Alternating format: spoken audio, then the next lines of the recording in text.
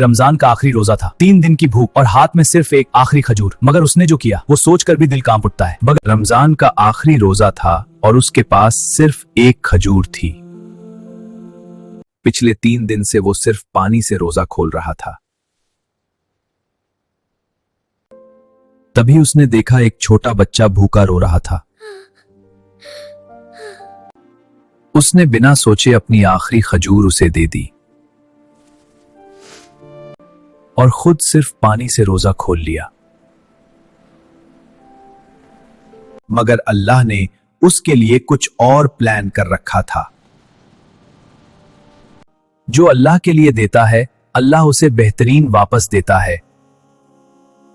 याद रखना, जो अल्लाह के लिए देता है वो कभी कम नहीं होता। अल्लाह उसे वहां से देता है जहां से इंसान सोच भी नहीं सकता।